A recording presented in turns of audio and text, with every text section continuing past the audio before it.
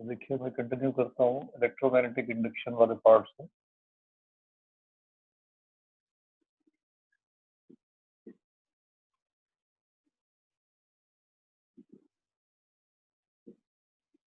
ठीक है ना, इलेक्ट्रोमैग्नेटिक इंडक्शन में जो जो चीजें हम लोग पढ़ चुके थे, हम लोगों ने लास्ट पॉइंट पढ़ा था मोशनल ईएमएफ। ठीक है ना, आपने समझा था कि कोई रॉड है, इसको अगर एक यूनिफॉर्म मैग्नेटिक फील्ड जो कि डाउनवर्ड डायरेक्टेड है, इसमें इसको मूव किया जाए विद वेलोसिटी v, और रॉड की लेंथ l है, मैग्नेटिक फील्ड की स्ट्रेंथ b है, तो आपने पढ़ा था कि इसके क्रॉस इंड्यूस्ड ईएमएफ डेवलप होता है व्हिच इज BLV sin। कितना इंड्यूस ईएमएफ डेवलप होता है? तो उसमें केसेस पढ़े थे कि अगर तीनों म्यूचुअली परपेंडिकुलर हो तो ये मैक्सिमम होता है, and if any two parallel तो आंसर क्या होता है? 0। और अगर आपको पोलैरिटी याद होती है तो इसमें फ्रीक्वेंट क्वेश्चंस आपको पोलैरिटी पर भी मिलेंगे कि रॉड जब इस साइड चलती है तो दैट मीन्स कि कोई इलेक्ट्रॉन है इस रॉड के अंदर, क्या चीज electron, and electron is moving to this side. तो आपको अगर ध्यान हो, हम लोगों ने इस पर कैलकुलेट किया था, Laurent force formula is Q V cross D, इससे कैलकुलेशन किया था। और ये वेलोसिटी का direction, magnetic field inward V cross P, this is V cross P, this was the case, velocity cross P। Right hand ने screw लिया, V cross B इसको घुमा दिया, तो घुमाने से इसको कहाँ जाना चाहिए? अपवर्ड। पार्टिकल पॉजिटिव होता तो अपवर्ड जाता, पार्टिकल पर नेगेटिव चार्ज कहाँ जाएगा? डाउनवर्ड जाएगा। तो इलेक्ट्रॉन पर मैग्नेटिकली फोर्स कहाँ लगता है? डाउनवर्ड। जैसी रॉड मूव करती है, पूरे रॉड के सारे इलेक्ट्रॉन नीचे की तरफ शिफ्ट करेंगे, तो ये सरफेस कैसी हो जाएगी? नेगेटिव। ये कैसी? इस पॉजिटिव नेगेटिव के कारण क्या होगा? एक इलेक्ट्रिकल फील्ड जनरेट होगी अलोंग दिस डायरेक्शन, एक इलेक्ट्रिकल फील्ड बनेगी।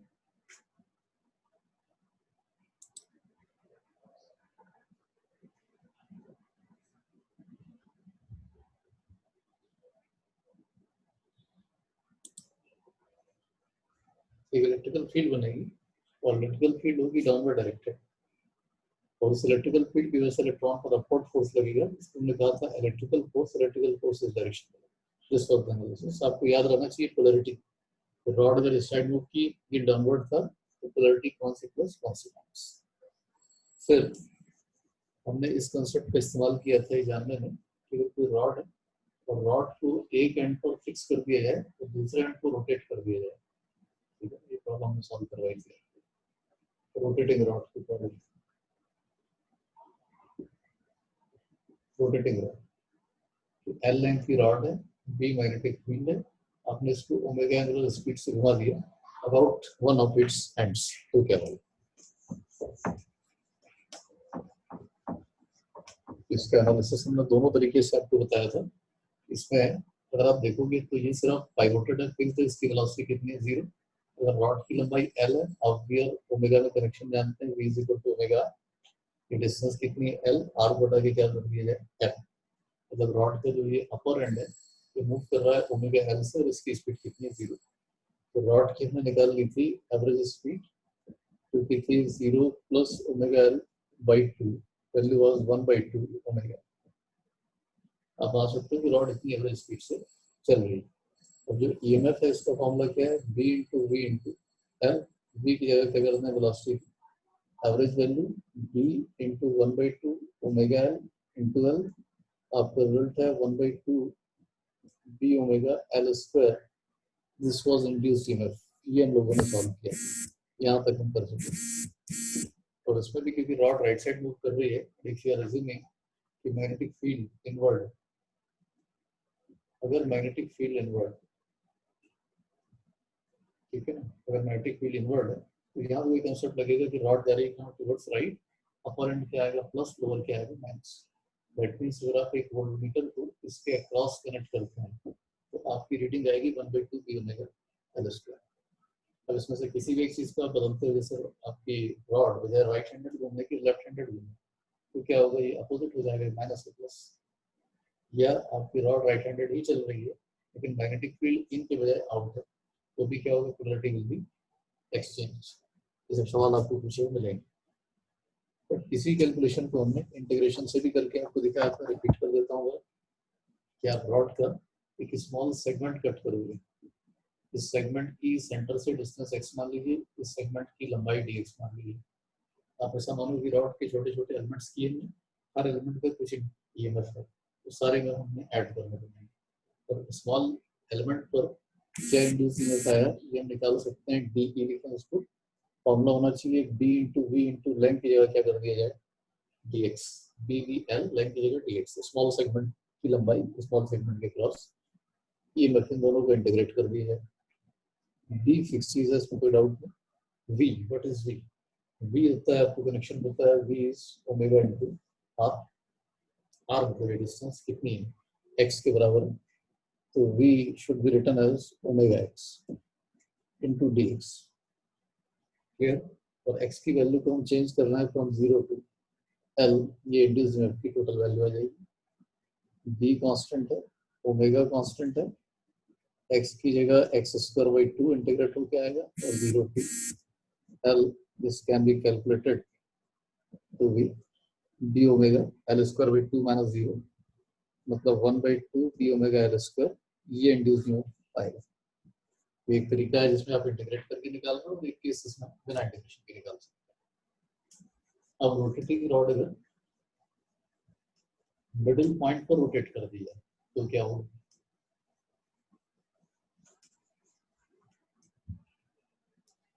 रोटेटिंग रॉड का एक दूसरा वेरिएशन है। सपोज आपकी रॉड इस तरह से,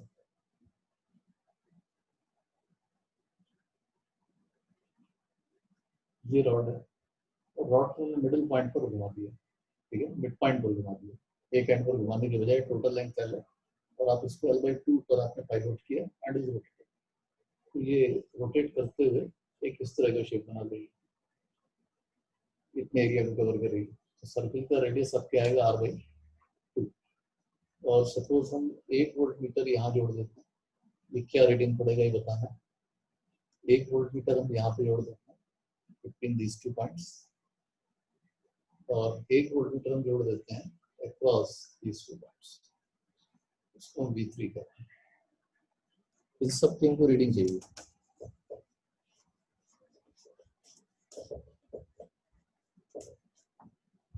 ठीक है, तो सवाल में सब कुछ है कि आपने एक रॉड माना, रॉड की लंबाई L, इसको आपने रोटेट किया angular velocity omega, magnetic field जैसा इसके केस में था, मान के चल रहा है कि मैग्नेटिक फील्ड कहाँ पर, जितने रीजन में रॉड रोटेशन कर रही है, magnetic field is directed inward and is uniform. तो आप इस केस में मान के चल रहे हो कि मैग्नेटिक फील्ड यूनिफॉर्म भी है और इनवर्ड, और रॉड राइट साइड जा रही है, तो इसके अपर हाफ को देखा जाए, this rod is moving to the right, और जब ये राइट जा रही है तो डेफिनेटली ये पोर्शन लेफ्ट जा रहा है, इस तरह से घूमेगी, upper end is moving to the right, lower end is moving to the left. इस पर वही रूल लगेगा जो आपने पिछले केस में सॉल्व किया, इस रॉड का अपर एंड प्लस आएगा, लोअर एंड माइनस आएगा, इस इतने पार्ट, उसकी लंबाई कितनी है L/2। इंड्यूस्ड ईएमएफ या वोल्टेज जिसको लिख रहा हो, ये कैसे निकाली जा सकती है, 1/2 b ओमेगा L की जगह कितना डाल दिया जाए L/2 square, it will be L/2 square. तो ये वैल्यू आनी चाहिए 1/2 b omega L square by 4, it is 1/2 b omega L square, ये होगा v1। Clear? 1/2 b omega 1/8 b omega L square. अगर आप लोअर पार्ट को देखोगे सेकंड हाफ, इसमें क्या हो रहा है, अगर ये पार्ट राइट जा रहा है तो ये पार्ट लेफ्ट जा रहा है, तो जो पोलैरिटी आपने यहाँ लगाई उसको उल्टा है, इसमें अपर एंड प्लस था, लोअर माइनस, ये रॉड उल्टी जा रही है, अपर एंड माइनस होगा, लोअर प्लस होगा, बट कैलकुलेशन इज सेम कि V2 की वैल्यू भी निकालोगे आप तो सेम लॉजिक लगने जा रहा है, 1/2 b omega L/2 square, value will be 1/8 b omega L square, ये वैल्यू होगी V2। Clear? This will be. अब बात करते हैं V3 का क्या होगा। V3 की वैल्यू आएगी 0। रीजन ये है, जैसे मान लो आप यहाँ पर 5 वोल्ट है, ठीक है, उसका लोअर एंड जहाँ माइनस मान लो आप, this point is at 0 voltage, this is at 5 volt, this is 0, this point is at 5 volt, तो लोअर एंड पर भी 5 आ रहा है, लेकिन अपर एंड 0 बन रहा है, लोअर 5 बन रहा है। क्लियर? जैसे ये 0 है और ये 5 है, तो ये 0 है और ये 5, और आपने इन दोनों एंड को किया शॉर्ट, टच किया, तो 5 और 5 का पोटेंशियल ड्रॉप कितना है? 0। तो V3 की वैल्यू कितनी आने जा रही है? 0। ये रोटेटिंग रॉड के केस।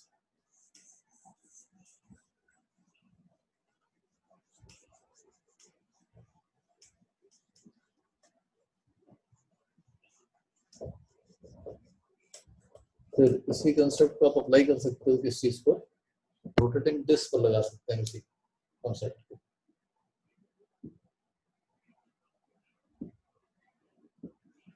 तो मान लीजिए कोई डिस्क है और ये रोटेट कर रही है, डिस्क अपने सेंटर के अबाउट रोटेट कर रही है।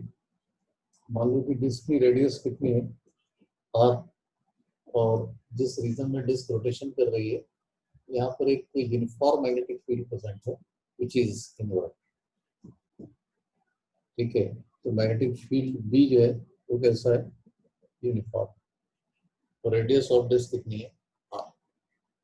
और मान लो आपने कोई वोल्टमीटर ले रखा है, उसका एक एंड पेरिफेरी पे जुड़ा हुआ है, एक सेंटर पे जुड़ा हुआ है। ठीक है, आप जानना चाहते हो कि वोल्टमीटर क्या रीडिंग पड़ेगा।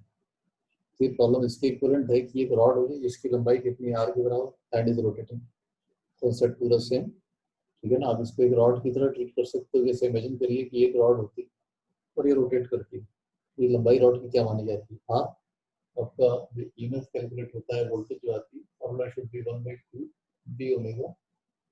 जहाँ पर L लिखना चाहिए वहाँ हटा के क्या लिख दिया जाए? Radius square. ये फॉर्मूला। बट इस फॉर्मूले को अगर हम सिंप्लीफाई करें, 1/2 b ओमेगा का मतलब क्या होता है? 2 पाई। 2 हटा दीजिए, अब क्या दिख रहा है आपको? This is b into frequency into pi r square. Pi r square क्या है? इसका एरिया। पाई आर स्क्वायर इसका एरिया है। देखिए इस बात का क्या मतलब है, आपका फॉर्मूला तो ये है कि अगर आपको रीडिंग चाहिए तो रीडिंग ये आएगी। तो इसी को समझने का दूसरा तरीका ये है कि इंड्यूस्ड ईएमएफ किससे दिया जाता है? d∅dt। और d∅dt के लिए क्या चाहिए आपको? पाई। पाई कैसे मिलता है? b इंटू ए। तो b इंटू ए, एरिया कितना है? पाई आर स्क्वायर। ठीक है, ये आप एरिया ए लिखा रहने दीजिए, ये 5 की वैल्यू। अगर हम कहते हैं इंड्यूस्ड ईएमएफ चाहिए तो आप लिखोगे -d∅dt। ये होता है, आप इसको लिखिए -d/dt और 5 की जगह क्या लिखिए? b into A. Magnetic field is constant, तो ये क्या आएगा? dA/dt। ये आएगा इंड्यूस्ड ईएमएफ। बट एरिया में चेंज, dA/dt मतलब एरिया में कितना चेंज आएगा?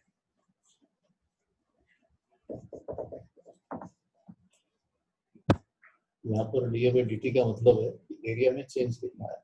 Minus b into dA/dt, area में चेंज कितना है, चेंज होने का रेट क्या है। तो आपको मालूम है कि एरिया है कितना? पाई आर स्क्वायर। अगर डिस्क 1 सेकंड में f रोटेशन लगाती है, तो यही चेंज इन एरिया होगा। मान लीजिए डिस्क 1 सेकंड में 2 राउंड्स लगाती है, तो आप एरिया कितना मानोगे? पाई आर स्क्वायर इंटू 2। मान लो डिस्क 50 राउंड्स लगाती है, तो एरिया क्या लिखोगे आप? पाई आर स्क्वायर इंटू 50। एक रोटेशनल फ्रीक्वेंसी इज f, तो आप क्या लिखेंगे? Pi r square into f। यही फॉर्मूला आ रहा है। अब देखिए -b into pi r square into f, ये जो इंड्यूस्ड ईएमएफ है, ये फॉर्मूला और ये फॉर्मूला देखिए सेम है। आप वेरीफाई कर सकते हो कि इसको अगर हम 2 से इंटू करें तो 2 पाई बन जाएगा आपका, 2 पाई f बना देगा ओमेगा, तो 1/2 d ओमेगा r स्क्वायर ये रहता है। ये इस ढंग से भी निकाला जा सकता है, ऐसे भी निकाला जा सकता है।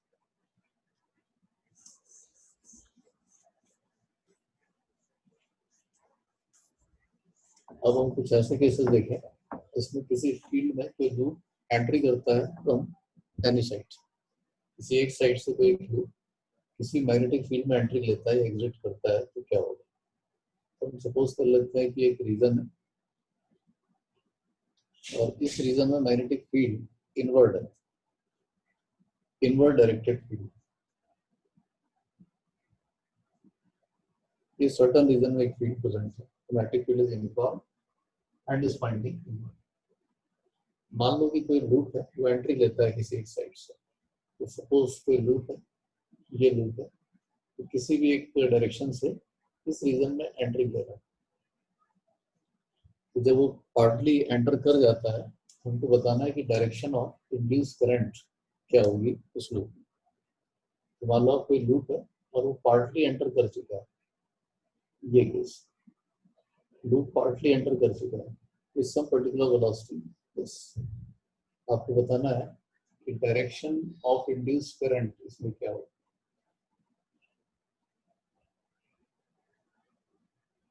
डायरेक्शन ऑफ इंड्यूस करंट, तो आपको अकॉर्डिंग टू लेंस रूल ये पता है कि induce current always opposes the cause due to which it is produced. जब ये लूप फील्ड के बाहर था तो उसके अंदर से जाने वाला फ्लक्स क्या था, जीरो। जैसे जैसे फील्ड के अंदर आया क्या हो रहा है, inward flux is growing, inward flux is growing, जिसमें टेंडेंसी क्या होगी कि फ्लक्स अपोज करने के लिए कहाँ बना है, बाहर की तरफ। तो जो इसमें करंट आएगी वो इस तरह से आएगी करंट कि वो इनवर्ड फ्लक्स को अपोजिशन दे सके। तो फ्लक्स कहाँ चाहिए, आउटवर्ड, आउटवर्ड फ्लक्स के लिए करंट कहाँ चाहिए, एंटी क्लॉकवाइज। एंटी क्लॉकवाइज अगर करंट पास होती है तो आप इसके रूल से भी देख सकते हो कि अगर करंट इस तरह से पास होती है इसके लूप की कहाँ है, आपको फ्लक्स कहाँ है, आप ऐसा भी समझ सकते हैं। ये कोई लूप है, इसमें अगर करंट एंटी क्लॉकवाइज जाती है तो देख सकते हो आप एंटी क्लॉकवाइज करंट जाती है, ठीक है। तो नॉर्थ पोल होता है जहाँ से लाइंस बाहर निकलती है। तो क्या हो रहा है, this loop is entering into the field, inward flux is growing, opposition के लिए फ्लक्स कहाँ चाहिए, आउटवर्ड। तो आउटवर्ड फ्लक्स के लिए करंट समझ में आ रही है कि करंट क्या होगी, एंटी क्लॉकवाइज करंट होगी। इसका उल्टा केस, मान लो कि लूप ऑलरेडी चलते हुए फील्ड के अंदर आ गया और अब एग्जिट कर रहा है। तो मान लीजिए कि लूप इस तरह से इस पोजीशन पर है और ये एग्जिट कर रहा है विद वेलोसिटी, ठीक है। पहले इसने एंट्री की और अब क्या कर रहा है, एग्जिट। एग्जिट करते समय क्या होगा, एग्जिट करते समय जब तक ये बीच में था, इस मिडिल रीजन में क्योंकि आप बी यूनिफॉर्म मान रहे हो, तो जब तक ये मिडिल रीजन में आपका लूप मूव करता रहा, ठीक है, इसके अंदर इसको कहीं भी चलाते रहो, इसमें इंड्यूस में कितना आएगा, जीरो। क्योंकि फील्ड कैसा यूनिफॉर्म, इस लूप को यहाँ रखो, आप यहाँ रखो, आगे पीछे ले जाओ, कुछ नहीं होगा। जब ये एंट्री लेगा तभी इंड्यूस मिलेगा आपको, जब एग्जिट करेगा तब मिलेगा, बीच में नहीं मिलेगा क्योंकि बी का समान है आपने uniform. The flux is not going to change due to its motion. इस केस में क्या हो रहा है, जब एग्जिट कर रहा है तो inward flux is reducing, inward कुछ लाइंस इसके अंदर से जा रही थी, जैसे जैसे आप इसको बाहर निकाल रहे हो इनवर्ड फ्लक्स इज रिड्यूसिंग। इसकी टेंडेंसी क्या होगी, तो मेंटेन दिस। इनवर्ड फ्लक्स को मेंटेन करने के लिए इसको इंडक्शन से जो मैग्नेटिक फील्ड है वो कहाँ बनाना पड़ेगा, इनवर्ड, ठीक है। इनवर्ड फ्लक्स ऑलरेडी रिड्यूस कर रहा है तो हमको फ्लक्स इनवर्ड चाहिए, मतलब करंट ऐसी डायरेक्शन में पास होगी, इनवर्ड फ्लक्स ही बनेगा। तो करंट क्या होनी चाहिए, क्लॉकवाइज करंट होनी चाहिए, क्लॉकवाइज। देख सकते हो आप ये लूप है, अगर करंट क्लॉकवाइज जाती है, तो क्या बनेगा, साउथ पोल। साउथ पोल होता है जहाँ से लाइंस एंट्री करती हैं। तो अगर आप चाहते हो कि इनवर्ड फ्लक्स बने तो यहाँ क्या चाहिए, this circle should be acting as south pole, तो उसके लिए करंट कैसे चाहिए आपको, क्लॉकवाइज, ठीक है। ये किसी भी शेप के लूप के लिए बात वैलिड होगी, चाहे लूप का शेप कुछ भी। तो आपको ये देखना है कि एंट्रिंग फ्लक्स बढ़ रहा है कि घट रहा है, इसके बेस पर आप कमेंट कर सकते हैं। But for loop of any shape, जो एक पॉइंट मैंने क्लियर किया, अगर एक सर्टेन रीजन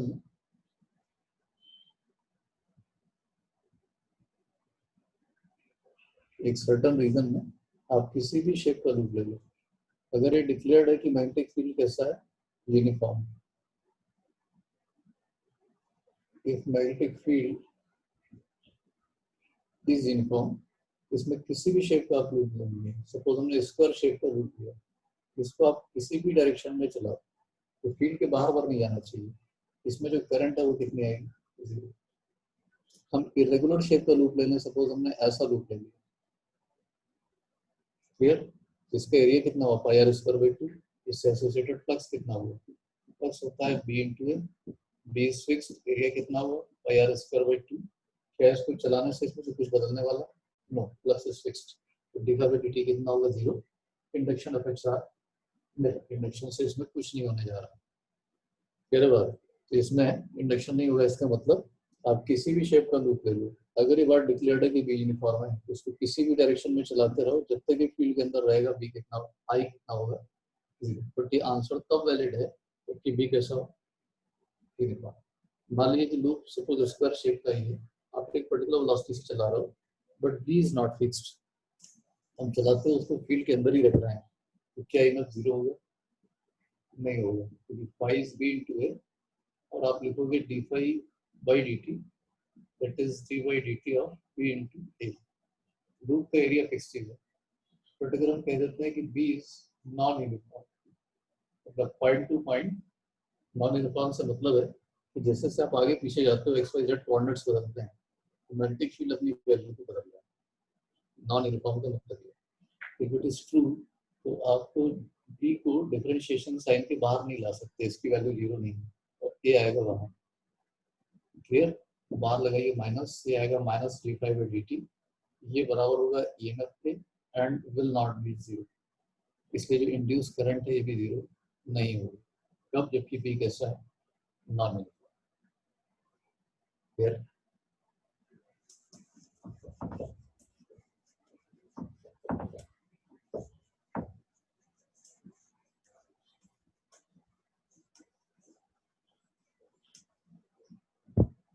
फिर एक हम इस केस को देखते हैं, इसमें कोई लूप किसी एक फील्ड में एंट्री लेता है और एग्जिट करता है, उस केस की कंप्लीट एनालिसिस को।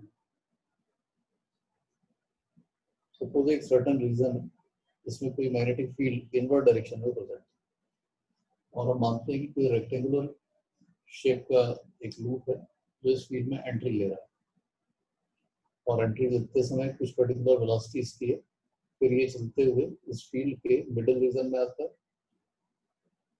और फिर इस रीजन से एग्जिट कर जाता है, इस रीजन से एग्जिट कर जाता है। हम इस पूरे की एनालिसिस समझते हैं, तो वी आर अज्यूमिंग यहाँ मैग्नेटिक फील्ड इनवर्ड डायरेक्शन में and is uniform, magnetic field is inward and is uniform, और आप मान रहे हो कि जो लूप है, this loop is moving with constant velocity, loop की वेलोसिटी कांस्टेंट एक्सेलरेटेड, ठीक। अब क्या करना है आपने, इस पार्ट की लेंथ को मान लीजिए एल की, सपोज ये एल है और ये लेंथ बी, ठीक। हम एज्यूम कर लेते हैं कि जो लूप है ये suppose P Q R S, या आप इसको हम क्योंकि आर रेजिस्टेंस के लिए भी यूज कर सकते हैं, तो इसको आप यूज कर लिए N N O and P, ठीक है। ये रेक्टेंगुलर लूप, हमको ये जवाब देना है कि जब ये लूप एंटर कर रहा है इसमें करंट की डायरेक्शन क्या होगी, और चारों रॉड्स पर पोलैरिटी बतानी है कि इसमें वोल्टेज आई और कितनी वोल्टेज। तो वी हैव टू अज्यूम कि जो लूप है इसकी साइज है L बाई B, ये L है, दिस लेंथ इज B। समझते हैं, loop is consisting of 4 rods. पहले हम करंट पे जवाब दें, जैसे लूप एंटर किया इनवर्ड फ्लक्स इज ग्रोइंग, ठीक है। लूप जैसे ही अंदर जा रहा है inward flux is growing, counter balance करने के लिए फ्लक्स कहाँ चाहिए, बाहर की तरफ चाहिए, बाहर फ्लक्स चाहिए, this part should be acting as north pole, मतलब करंट कैसी चाहिए, एंटी क्लॉकवाइज। इसमें करंट की डायरेक्शन कैसी है, एंटी क्लॉकवाइज करंट। क्लियर? अब एंटी क्लॉकवाइज करंट कैसे आएगी, किसी एक पार्ट में वोल्टेज बनेगी, this is consisting of 4 rods, voltage किसमें आई, चारों में आई कि किसी एक में आई। आपने पढ़ा है कि जो BLV sin थीटा फॉर्मूला होता है, ये आपको हिंट करता है कि एनी 2 आर पैरेलल, पी में कितना होता है 0। आपको ओपी रॉड को देखिए, इसकी लंबाई और वेलोसिटी पैरेलल है, रॉड की लंबाई और वेलोसिटी की डायरेक्शन पैरेलल है, इसका मतलब इसमें ईएमएफ डेवलप नहीं हुई, and same logic will be working for this, दोनों में ईएमएफ नहीं है, और किस रॉड ने भी फील्ड में एंट्री नहीं दी, इसमें ईएमएफ आने का सवाल ही नहीं। अरे ईएमएफ सिर्फ कहाँ पर है, इसमें। अब ये सिंपल क्वेश्चन हो गया कि एक रॉड है क्योंकि राइट साइड जा रही है, मैग्नेटिक फील्ड का एंगल हमने पढ़ा है कि अपर एंड प्लस बनता है, तो ये सिरा प्लस बना और ये सिरा माइनस बना, मतलब ये क्या बन गया, ये this is now acting as voltage source. अगर ये वोल्टेज सोर्स है तो ये रॉड खुद एक बैटरी बन गई, ये प्लस है माइनस। अब आप देखो कि सवाल ऑब्जेक्टिव में मिलेगा, इसमें डायरेक्शन ऑफ करंट O2N है या N2। एक्चुअली ये बैटरी है, बैटरी एक्सटर्नल सर्किट में करंट भेजती है plus to minus, external circuit में प्लस टू माइनस, और बैटरी के अंदर करंट क्या होती है, -2 प्लस, ये कंफ्यूजिंग पॉइंट है कि आपको देखेगा कि ये प्लस है माइनस, आप समझोगे कि करंट की डायरेक्शन प्लस टू माइनस है। No, this rod is acting as battery, तो एक्सटर्नल सर्किटरी में करंट देगी प्लस टू माइनस, अपने अंदर करंट लेगी माइनस टू प्लस। अब आप आइए इस केस पर, जब ये रॉड चलती हुई इस तरह से आई, अभी भी क्या होगा कि ये दोनों सिरे जो है, दोनों लेंथ वेलोसिटी के पैरेलल इन दोनों रॉड्स पे वोल्टेज अभी भी नहीं आ सकती। बट अब फील्ड के अंदर ये रॉड भी आ चुकी है, ये भी आ चुकी है, तो यहाँ भी प्लस माइनस बनेगा, यहाँ भी प्लस माइनस बनेगा, मतलब ये भी एक बैटरी बनेगी, ये भी बैटरी बनेगी। बट इन दोनों बैटरी की वोल्टेजेस सेम आएंगे। क्यों? आपका फॉर्मूला यूज करता है B L V sine theta, B दोनों के लिए सेम, लेंथ दोनों के लिए सेम, वेलोसिटी दोनों के लिए सेम, दोनों बैटरी का voltage same. This is equal to कि हमने दो बैटरीज लिए, ये दो बैटरीज ली और दोनों के प्लस को प्लस से जोड़ दिया, माइनस को माइनस से जोड़ दिया, तो करंट ना तो इस केस में जा सकती है ना इस केस में जा सकती है। तो although voltage source is present, but इसमें पूछा जाए कि करंट कितनी है, तो आंसर क्या होगा? जीरो। ठीक है, और ये तो किसी भी शेप का होता तो फर्क नहीं पड़ेगा, उसमें जो करंट है फाइनली वो क्या आएगी? जीरो। बट एक हाइपोथेटिकल क्वेश्चन, सपोज हम इसको किसी एक रेजिस्टेंस से जोड़ दें, ये कनेक्ट कर दिया जाए जिससे रेजिस्टेंस आर, आप पूछें कि इसमें करंट जाएगी क्या? ठीक है, अगर हम पूछते हैं कि क्या इस पार्ट में भी करंट होगी, तो आप देख सकते हो ये ई एंड डी दो बैटरीज हैं और एक दूसरे के पैरेलल है, तो वैल्यू कितनी होगी? ई। अगर हमको इन ब्रांचेस के रेजिस्टेंस भी दिए हुए, ठीक है, मैं उस पॉइंट को एलैबोरेट कर सकता हूँ, बट आप ये समझ सकते हो कि इस पार्ट में करंट जीरो नहीं है, क्योंकि ये बैटरी इस ब्रांच में करंट भेज सकती है और ये बैटरी भी इस ब्रांच में करंट भेज सकती है, दोनों की करंट जुड़े, तो ये आपस में करंट एक्सचेंज नहीं कर सकती, बट एक्सटर्नल सर्किट में करंट कैन बी सेंड। इस पार्ट में श्योर है कि current is not zero. But अब थोड़ा सा क्लैरिफाई कर दूं आपको, मान लो कि ये रॉड है, आपने पढ़ा कि इसमें इस लूप में करंट है, और मान लो कि इसकी लंबाई आपने मानी, लेंथ है v, तो हम ईएमएफ निकाल सकते हैं। ईएमएफ की वैल्यू कितनी आएगी? बी एल वी, क्योंकि साइन थीटा में से थीटा है, इस केस में कितना बन रहा है? मैग्नेटिक वेलोसिटी, लेंथ और मैग्नेटिक फील्ड तीनों के बीच का एंगल 90। तो इस केस में जो इंड्यूस ईएमएफ आता दिख रहा है वो कितना दिख रहा है? B L V on this rod. अब मान लो बता दें कि सारी रॉड्स का कुल रेजिस्टेंस का वैल्यू कितना है, सपोज आर, सारी रॉड्स का जो पूरे लूप का रेजिस्टेंस, तो मान लीजिए जैसे आपको सवाल में दे रखा है कि लूप का टोटल रेजिस्टेंस कितना है, स्मॉल आर, पूरे लूप का मिलाकर, तो सर्किट में करंट क्या होगी? क्या EMF R divided by loop का total resistance, formula is BLV divided by R, ये करंट। अब अगर हम इस पॉइंट को देखते हैं, अगर पूरे लूप का रेजिस्टेंस आ रहा है, आपने कनेक्शन अगर एग्जैक्टली मिडवे दिया है, तो अगर पूरा लूप आ रहा है तो ये कितना है? आर बाई टू, ये कितना है? आर बाई टू, दो बैटरीज लगी हुई, तो ई का पैरेलल क्या होता है? E, but R by two और आर बाई टू का पैरेलल कितना होगा? R by four. मीन्स इस प्रॉब्लम को हम सिंप्लीफाई करके ऐसा कह सकते हैं कि this is a single battery, इसका ईएमएफ ही है, इंटरनल रेजिस्टेंस कितना है? तो are by to.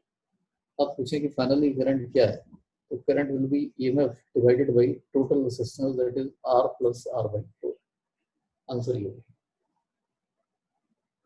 And come to third point कि इसमें इन दो रॉड्स पर वोल्टेज नहीं बनेगी, ये रॉड बाहर जा चुकी, और this rod, this is plus, this is minus.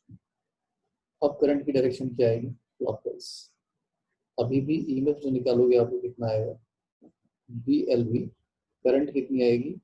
EMF divided by resistance, ठीक है, मतलब वैल्यू क्या आएगी? B L V divided by R, और इस केस में करंट की डायरेक्शन क्या होगी? क्लॉकवाइज। जो रॉड है ये एक्सटर्नल सर्किट में करंट भेजेगी प्लस टू माइनस, अपने अंदर करंट देगी माइनस टू प्लस।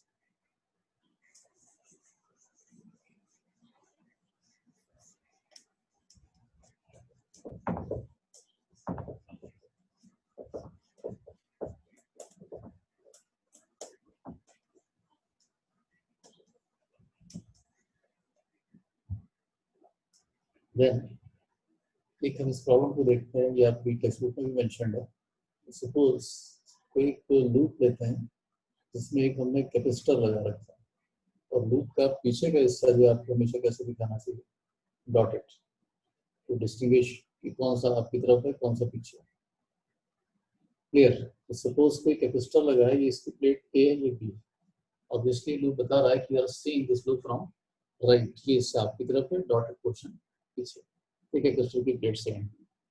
हमने यहाँ पर एक मैग्नेट रखा है, ये मैग्नेट का north pole is south and north pole is moving towards the loop. आपको बताना है कि polarity due to induction, induction effect से किस प्लेट पर कौन सी पोलैरिटी आएगी, मतलब कौन सी प्लेट प्लस कौन सी माइनस। देखिए हम कैपेसिटर को भूल जाएं, नॉर्थ प्लेट नॉर्थ पोल का पास ला रहा है, ठीक है ना, लूप के पास नॉर्थ पोल ला रहा है। आपको पता होना चाहिए इसके पास आने का अपोजिशन करना है। मैग्नेट पास आ रहा है, ये टू अपोजिट, इंडक्शन प्रोसेस जो उस रीजन को अपोज करती है जिसकी वजह से इंडक्शन होता है। ये अगर पास आ रहा है तो पोजीशन के लिए सरफेस क्या बननी चाहिए, नॉर्थ। इसकी फ्रंट सरफेस क्या चाहिए, नॉर्थ। नॉर्थ आने का मतलब है कि डायरेक्शन ऑफ करंट कैसी चाहिए, एंटी क्लॉकवाइज। और एंटी क्लॉकवाइज करंट आने का मतलब इलेक्ट्रॉन करंट कैसे ले रहा है, एंटी क्लॉकवाइज। तो इलेक्ट्रॉन इस डायरेक्शन का उल्टा चलेगा, इलेक्ट्रॉन यहाँ से निकलेगा और इस प्लेट पर डिपॉजिट होगा। तो जहां से इलेक्ट्रॉन रिसीव किया वो प्लेट कैसी होगी, प्लस, और निकल के जहां पहुंचा वो कैसी होगी, माइनस। तो plate A should be acquiring negative charge and B should be acquiring positive charge. Clear? अब एक मैग्नेट की प्रॉब्लम होती है।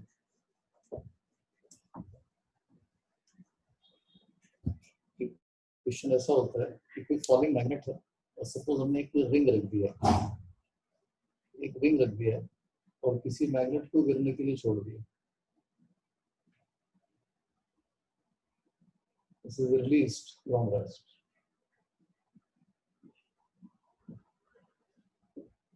किसी मैग्नेट को गिरने के लिए छोड़ दिया तो ऑब्वियसली वो एक्सेलरेशन ड्यू टू ग्रेविटी से गिरेगा, ठीक है। ये नीचे की तरफ गिरेगा मतलब इसकी स्पीड क्या होगी, बढ़ती चली जाएगी।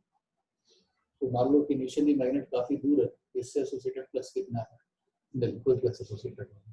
धीरे धीरे मैग्नेट पास आएगा, उससे कुछ फ्लक्स पड़ेगा, फ्लक्स बढ़ते बढ़ते मैक्सिमम हो जाएगा। क्लियर। उसके बाद भाई एक स्टेज ऐसी है कि मैग्नेट से जो लाइंस निकल रही है वो सारी लाइंस इसमें से जा रही है। तो इस स्टेज में अगर आप मैग्नेट को थोड़ा बहुत आगे पीछे करते हो there will be no change, मतलब फ्लक्स पहले कितना था, जीरो, जीरो से फ्लक्स पहले बढ़ा, बढ़ते बढ़ते जब मैक्सिमम पर आया तो आपको क्या निकालना होता है, d∅dt, ठीक है। वो फ्लक्स का एनालिसिस देखोगे आप तो फ्लक्स ऐसा नहीं कि बढ़ता चला जाता है, जीरो से फ्लक्स चला, फ्लक्स पहले बढ़ते बढ़ते कैसा हो गया, ऑल्दो की लाइन के फॉर्म में नहीं होगा, बट ये हम कह सकते हैं कि एक सर्टेन तक बढ़ने के बाद क्या होगा, it should acquire constancy. Clear. वही मैग्नेट चलते चलते जब आप इस स्टेज पर आ चुका तो मैग्नेट इस पोजीशन पर, अब क्या होगा, सारी लाइंस मैग्नेट की इसके अंदर से गुजर रही है। अब मैग्नेट यहाँ से थोड़ा और गिरता है, इससे कोई फ्लक्स में चेंज नहीं आने वाला क्योंकि सारी लाइंस पहले भी जा रही है, भी जा रही है। तो बीच का एक ऐसा रीजन आएगा जहाँ पर इंडक्शन इफेक्ट नहीं आएगा, इंड्यूस करंट कितनी हो जाएगी। बट अदरवाइज आप मान के चलो कि इसको ऑब्जर्वर टॉप साइड से देख रहा है, ऊपर से देख रहा है, व्हाट शुड यू सी, अगर नॉर्थ पोल इसके पास आ रहा है तो इंडक्शन इफेक्ट की वजह से इसकी अपर सरफेस पे क्या बनना चाहिए, नॉर्थ। तो एज व्यू फ्रॉम टॉप, आप इसको ऊपर से देखते हो तो नॉर्थ सिरा पास आ रहा है, इस ऊपर से देखा जाए तो ये सिरा नॉर्थ से बनना चाहिए। फिर मतलब डायरेक्शन ऑफ करंट क्या आनी चाहिए, anti clockwise as seen from top. लेकिन जो मैंने बताया कि कुछ देर के बाद क्या होगा कि आपका जो मैग्नेट है वो चलते चलते एक स्टेज ऐसी आ गई कि मैग्नेट का कुछ हिस्सा इसके अंदर है, कुछ बाहर, ये सिचुएशन, ठीक है। मान लीजिए ये नॉर्थ पोल है, ये साउथ पोल है, तो मैग्नेट से जो भी लाइंस निकलती है वो इस तरह से लाइंस जाती है।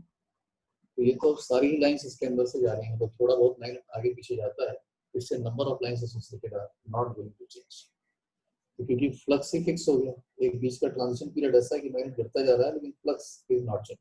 जब फ्लक्स नहीं चेंज हो रहा है तो डी∅dt कितना हो गया, जीरो। तो इंड्यूस ईएमएफ कितना हो गया, जीरो। करंट कितनी हो गई, जीरो। मतलब मैग्नेट पहले चला, शुरुआत में चला तो यहाँ पर कोई इंडक्शन इफेक्ट नहीं था क्योंकि कोई लाइन नहीं आई। जैसे जैसे मैग्नेट पास होता गया इसके अंदर से कुछ लाइंस थी, लाइंस की नंबर चेंज हुई, एक करंट आई, करंट बढ़ती गई, बढ़ते बढ़ते डी∅dt मैक्सिमम हुआ, मतलब करंट मैक्सिमम पर आई। इसके बाद एक स्टेज ऐसी आ गई कि फ्लक्स सैचुरेट कर गया, तो डी∅dt कितना हो गया, जीरो। इंडक्शन इफेक्ट्स कितने आ गए, जीरो। करंट कितनी आ गई, जीरो। इसके बाद अगली स्टेज क्या होगी कि मैग्नेट इसके बाद इसकी लोअर सरफेस को क्रॉस करके नीचे जाने लगा, ये एस है, ये एम। अब क्या सिचुएशन है, जो सिरा एस है वो रिसीड कर रहा है, दूर जा रहा है। इंडक्शन क्या करेगा, it will try to opposite.